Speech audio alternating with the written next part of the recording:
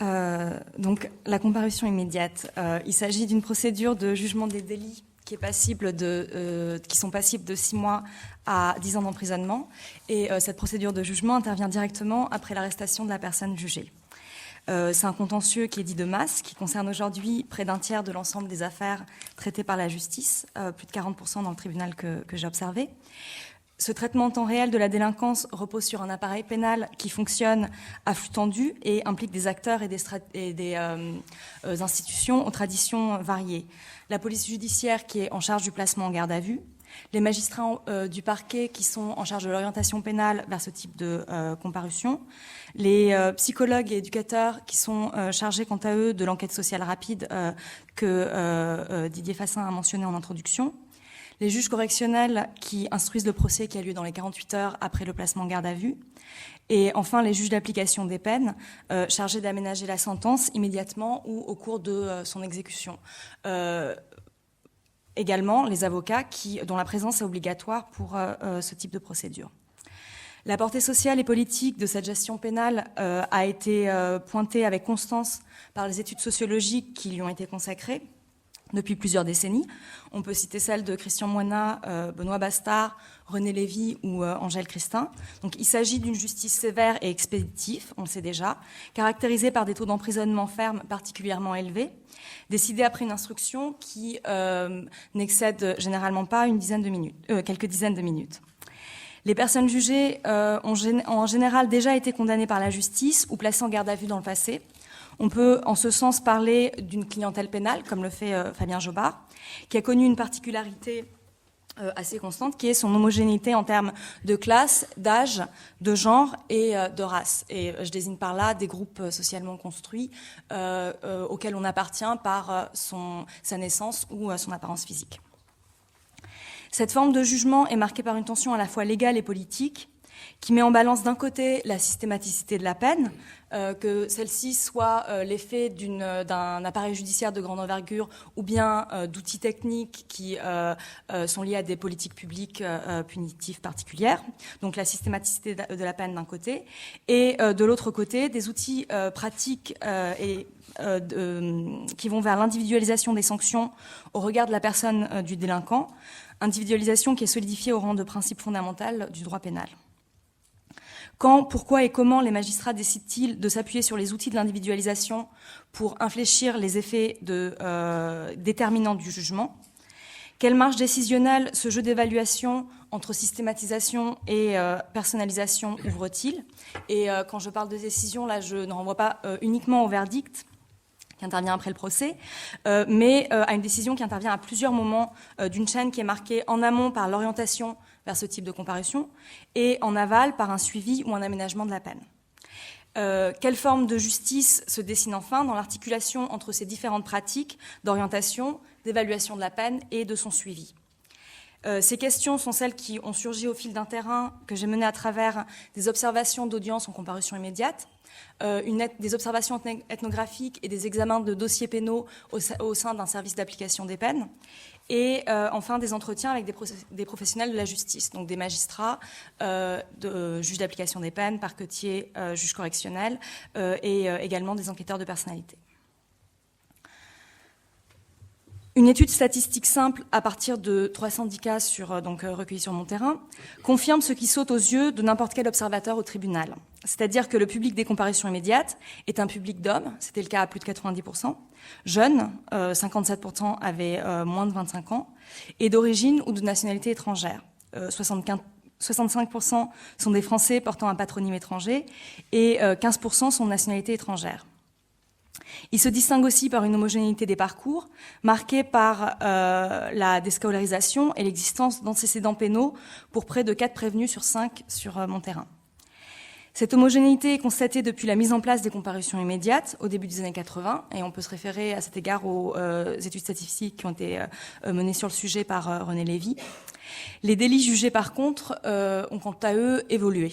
Les délits principalement jugés restent les atteintes aux biens, Mais la part des délits routiers a nettement augmenté, c'était les deuxièmes délits les plus fréquents, de même que celle des outrages et rébellions et des infractions à la police des étrangers.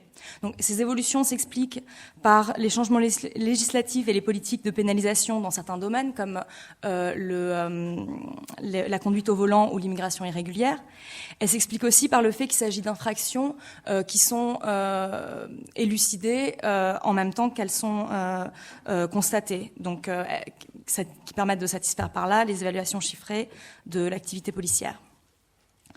Quant à la nature des peines observées, dont la moitié sont des peines de prison ferme sur ce terrain de comparution immédiate, on ne peut qu'en constater la sévérité en continuité avec les analyses quantitatives qui ont été produites sur le sujet depuis le XIXe siècle. En effet, si on remonte aux origines, les comparutions immédiates ont pris forme à travers la conjonction et la sédimentation de deux logiques qui sont aujourd'hui encore au cœur du dispositif et qui sont d'une part la réorganisation de l'appareil pénal autour du concept de récidive et d'autre part une méthode de traitement des délits à flux tendu, méthode qui est mise en place sous le Second Empire pour adapter la productivité de la justice à celle de la police et qui est légalisée après coup sous le nom de flagrant délit. Or, les historiens du droit nous ont montré que ces deux logiques, ce que Dominique Schnapper a appelé l'obsession de la récidive d'une part, et d'autre part le traitement en temps réel, répondent chacune dans leur généalogie propre à une nécessité de régulation des populations mobiles et marginales, qui sont alors les franges précaires du salarié industriel.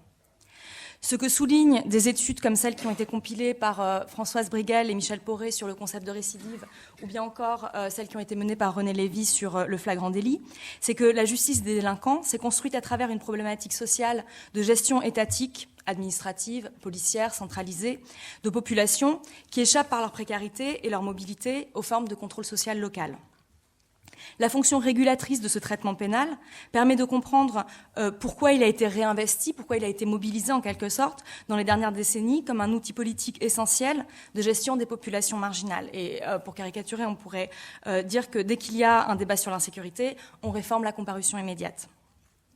Pourquoi on décide de donner une réponse pénale à une question politique et sociale se comprend mieux quand on regarde sur le long terme comment l'État s'est saisi du traitement des populations flottantes à travers le dispositif judiciaire, donc tout au long du XIXe. Même si les réalités auxquelles renvoie désormais l'exclusion sociale ont changé, les marges précaires de la classe ouvrière du XIXe siècle ont laissé place aux jeunes défavorisés d'origine étrangère et à la question sociale s'est superposée la question raciale, comme le dirait Didier Fassin.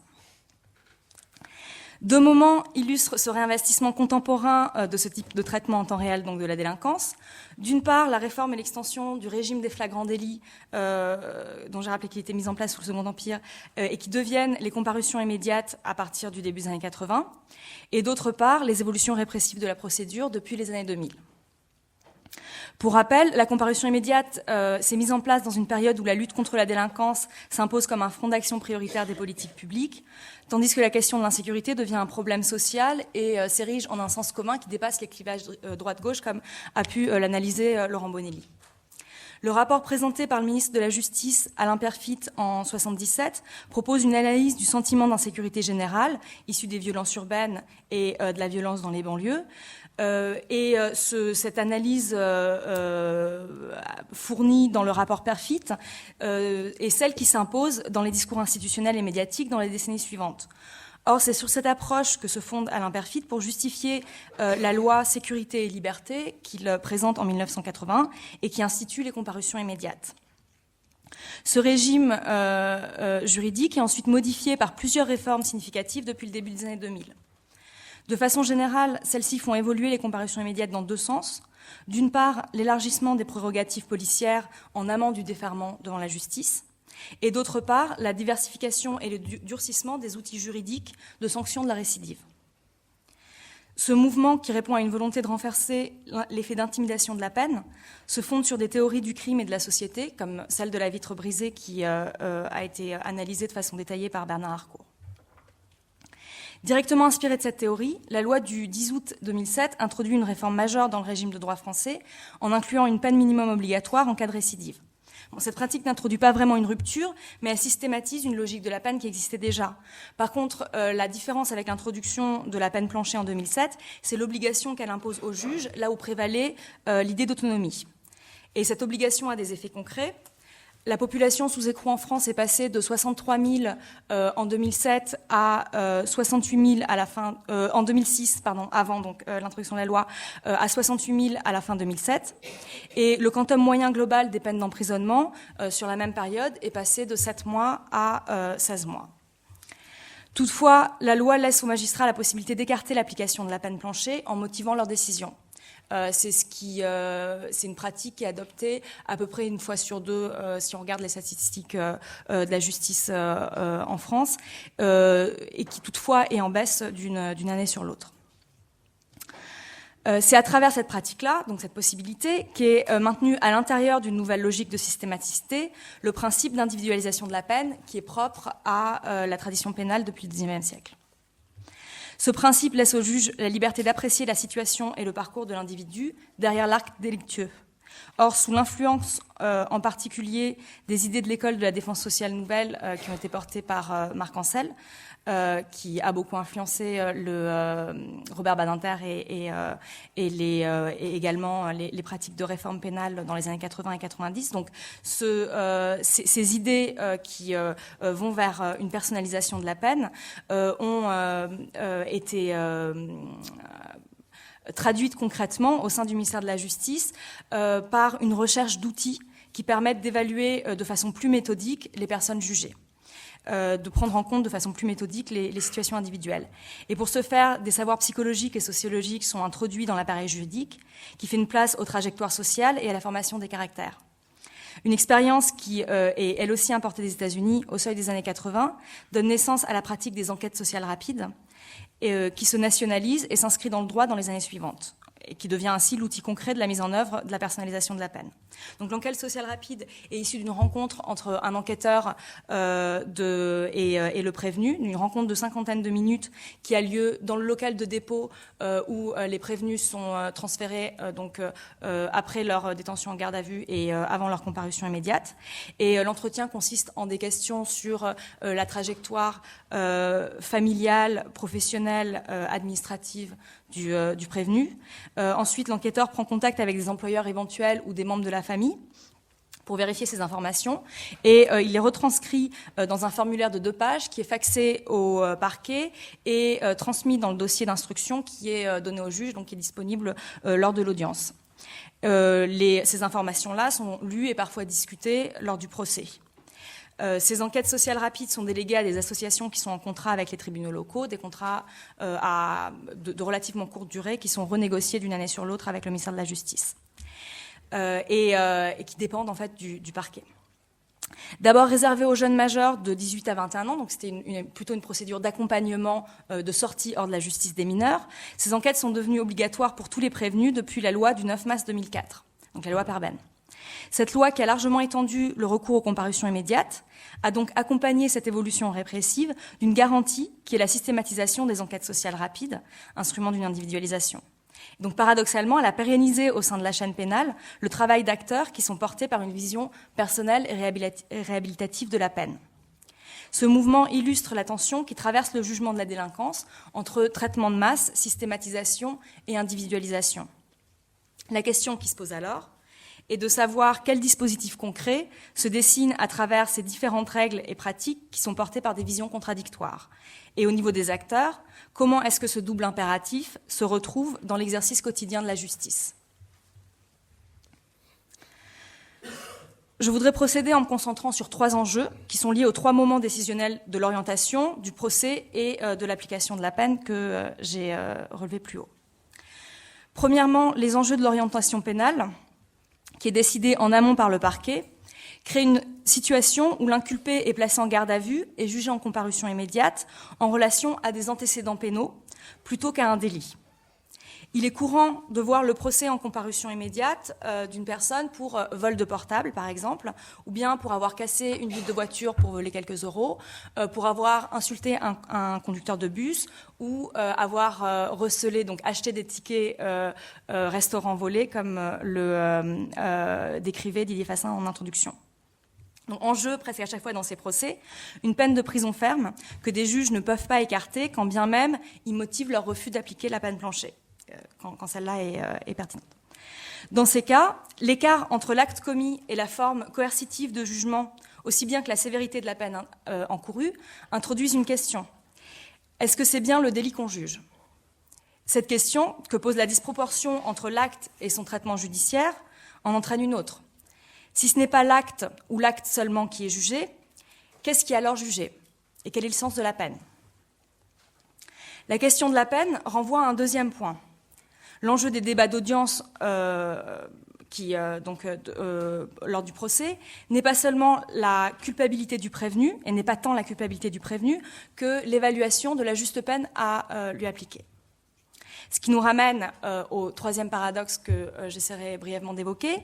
Les peines de prison ferme et la durée des peines d'emprisonnement ont augmenté, comme on l'a vu, et dans le même temps, parfois dans le texte d'une même loi, les nouvelles mesures permettent d'aménager de plus en plus et de réduire ces peines. Ces enjeux se donnent à saisir comme autant d'injonctions contradictoires qui posent le cadre politique et pratique à l'intérieur duquel évolue le travail des acteurs de la justice, comme j'aimerais maintenant l'aborder.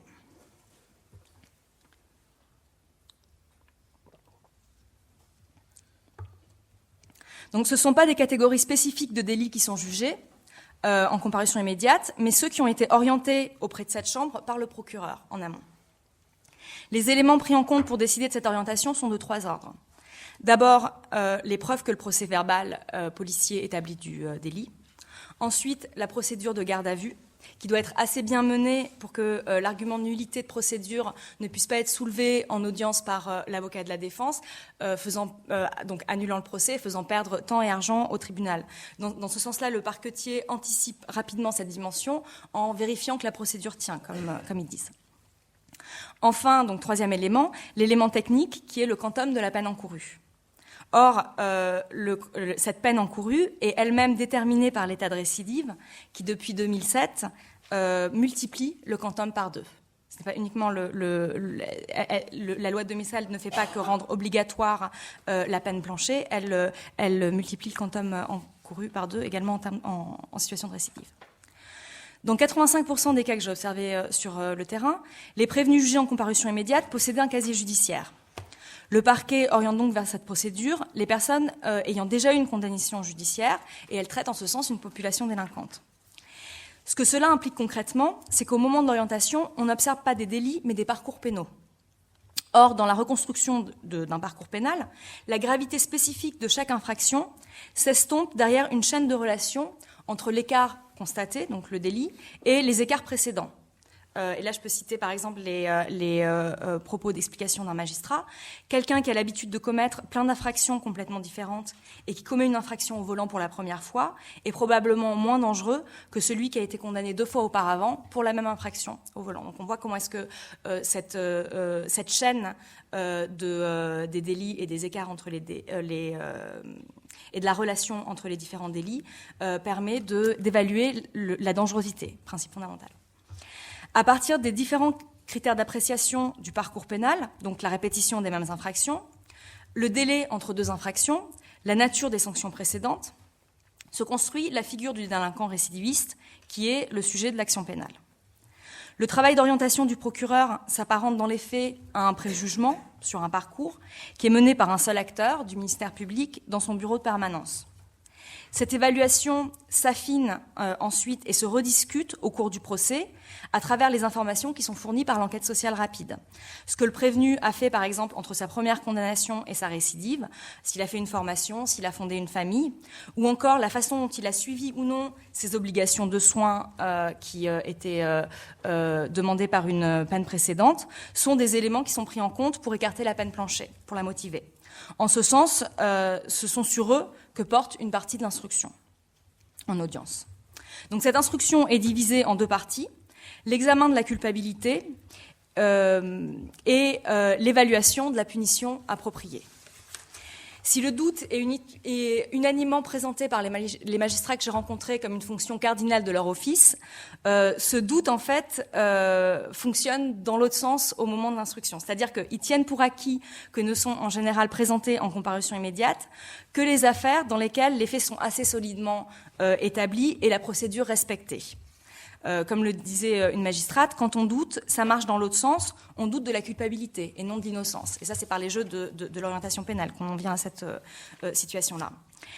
Les débats d'audience se concentrent alors principalement non pas sur la question de la culpabilité, mais sur l'évaluation de la peine qui apparaît comme l'enjeu principal du procès. Et les taux de relax sont particulièrement bas, ils se situent autour de 4%. Moi, sur mon terrain, sur le temps que j'observais, ils étaient plutôt autour de 9%, mais c'est parce que les observations sont intervenues au moment d'une crise, d'une bataille juridique, en fait, qui était menée autour des procédures de garde à vue. Et donc qui produisait beaucoup de renvois d'audience et un taux de relax particulièrement élevé. Mais en général, donc, ce sont moins les délits qu'on juge que des parcours, et c'est moins la culpabilité qu'on évalue que la peine. À ce niveau, des formes de sentence comme la mise à l'épreuve et les obligations, qui accompagnent 44% des peines de prison ferme dans les cas que j'ai observés, apparaissent comme des formes d'inclusion du condamné dans un dispositif de traitement socio-juridique. C'est-à-dire qu'entrer dans la machine pénale à travers l'acte délictueux, le condamné fait l'objet d'un traitement à plus long terme qui est orienté vers ses habitudes, ses mœurs et l'encadrement d'une vie sociale inscrite dans des normes matérielles, psychologiques, affectives, définies par les obligations. Une magistrate m'explique ainsi « Ceux qui ne sont pas insérés parce qu'il n'y a pas d'étayage familial suffisant, l'exemplarité pour se lever le matin, pour cela, la mise à l'épreuve est la solution. » Une grosse mise à l'épreuve, ça veut dire qu'on est inquiet et qu'on cherche à prévenir la réitération. Dans ce cas, on va bien spécifier les obligations, notamment de soins, psychiatriques, alcoologiques, de telle sorte qu'on donne des indications au juge d'application des peines. On lui dit « celui-là ». Donc, en aval du verdict, l'aménagement et le suivi de la sentence bénéficient d'un statut paradoxal. Considéré par certains magistrats comme une activité d'intendance de la justice, le service d'application des peines a une fonction essentielle et un pouvoir non négligeable dans la chaîne pénale, puisque c'est là que se détermine le devenir concret de la peine et le destin du délinquant condamné. Au fil des entretiens, plusieurs magistrats ont évoqué le dilemme de leur responsabilité sur la liberté des gens, pour reprendre les mots de l'un d'entre eux, dans le cadre d'une procédure judiciaire qui est marquée donc, par l'urgence, le manque de moyens, le manque de temps, donc moyens matériels et humains, autant de facteurs qui entraînent des jugements stéréotypés. Dans ce contexte-là, la procédure dite 723-15, qui inclut le juge d'application des peines dans le parcours de la comparution immédiate, et par ailleurs la complexification de la sentence au profit d'une peine modulable et à scénario multiple, comme je viens de le mentionner, ces éléments-là influencent en retour la responsabilité des magistrats qui jugent ou requièrent une peine en comparution immédiate. Leur sentence devient un élément dans un dispositif complexe et étendu dans le temps. On peut penser au temps dynamique de la peine dont parlait Mireille Delma-Marty. Un dispositif donc complexe et étendu de la peine dont les juges correctionnels, lorsqu'ils prononcent le verdict, ne connaissent ne connaissent pas les évolutions. Ces effets, les effets déterminants du jugement, peuvent également être modulés par un jeu de renvoi entre les différentes étapes de la chaîne pénale. Si une formation de jugement, par exemple, en audience correctionnelle, se trouve obligée, au regard de la loi sur la récidive, de prononcer une peine de prison sans sursis, dans le cadre d'un délit qui est mineur, par exemple le fait d'avoir promené un stylo laser sur des panneaux d'autoroute, un délit routier, mais qui a été commis par une personne qui, par ailleurs, a été déjà condamnée plusieurs fois, dont une fois pour une peine de prison ferme de longue durée pour un vol à main armée. Dans ce contexte-là, la formation de jugement peut prononcer une peine de 6 mois d'emprisonnement ferme. Elle ne peut plus avoir recours au sursis, mais sans mandat de dépôt, ce qui revient avec le jeu des délais à renvoyer le dossier du condamné devant le juge d'application des peines, en comptant sur son aménagement. Mon hypothèse est que dans un contexte où les contraintes vers une systématisation des jugements se sont fait sentir 2 fois plutôt qu'une, ces évolutions pratiques dans le prononcé de l'application de la peine influencent et même peut-être modifient l'acte de juger. Le partage entre l'audience correctionnelle publique et solennelle et l'application de la peine dans le cabinet du juge et en toute confidentialité réévalue la notion de responsabilité sur la liberté Et il semble en fait qu'elles permettent de trouver des compromis entre les enjeux éthiques du jugement et les évolutions légales répressives qui amoindrissent la marge de manœuvre des juges. En fin de compte, l'articulation entre ces pratiques d'aménagement nettement inscrites dans l'idée d'individualisation et les évolutions vers une automaticité de la peine n'est pas forcément lisible, ni pour les observateurs, ni pour les acteurs de la justice eux-mêmes.